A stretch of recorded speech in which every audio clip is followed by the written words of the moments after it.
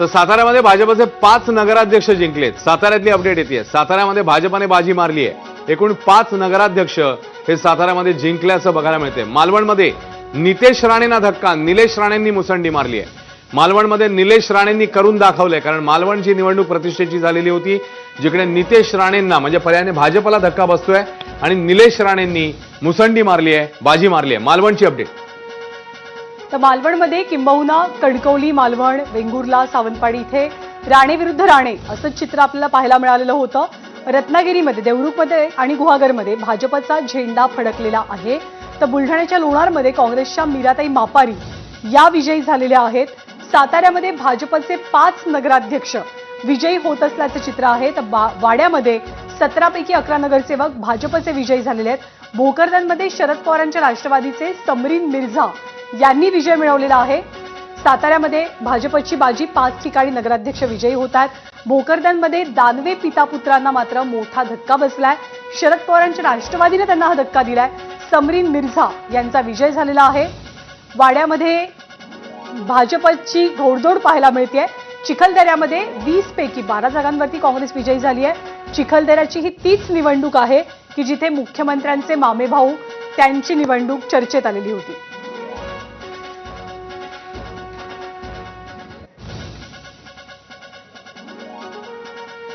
तर यानंतर आपण ग्राफिक्सच्या माध्यमातून बघणार आहोत की राज्याचं सध्याचं चित्र काय आहे नेमकं. अश्विन, नगराध्यक्ष पदाची सगळी टाली.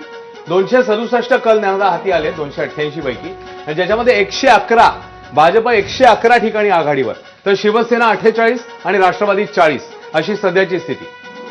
त्याच पाठोपाठ महाविकास आघाडीचं काय चित्र. काँग्रेस 21 जागांवरती आघाडीवर आहे. शरद पवारांची राष्ट्रवादी 13, ठाकरेंची शिवसेना 9 तर इतर 26, म्हणजे टॅलीमध्ये सर्वात तळाला ठाकरेंची सेना आहे. खरं, त्यामुळे 268. आता अवघे 20 कल जे ते हाती यायचं बाकी राहिलेलं आहे, ज्याच्यामध्ये अर्थातच सर्वात जास्त आघाडी किंवा नंबर 1चा पक्ष सध्या पुन्हा एकदा दिसतोय, तर तो भाजप 111, 48, 40 आणि महायुती म्हणून जर एकत्रित यांचा आपण विचार केला तर ही टॅली किंवा ही आकडेवारी जवळपास 200च्या घरात जाते. त्यामुळे 268 पैकी 200 सुमारे जी आकडेवारी आहे ती जाते महायुतीच्या बाजूने.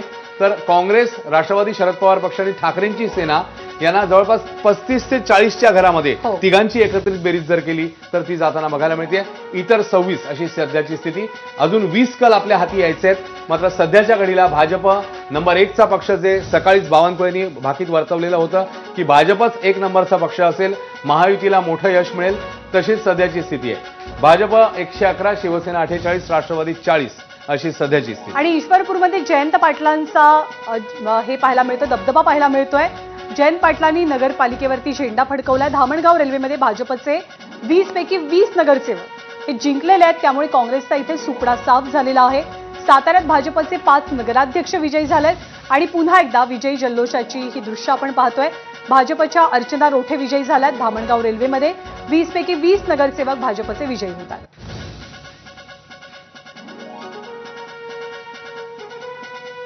आणि आपल्यासोबत सध्या आपले प्रतिनिधी सुनील दिवाण आहेत. ते सांगोल्यामधनं आपल्यासोबत आहेत आणि त्यांच्यासोबत आहे शहाजी बापू पाटील. आपण थेट सुनील दिवाण यांच्याकडे जाऊयात. सुनील, शहाजी बापू खूप इमोशनल झाल्याचं चित्र या निवडणुकीत आपण पाहिलेलं, कारण त्यांना एकटं पाडलं गेल्याचा आरोप त्यांनी केला, पण फायनली बापूंनी गड राखलाय. काय त्यांची पहिली प्रतिक्रिया आहे?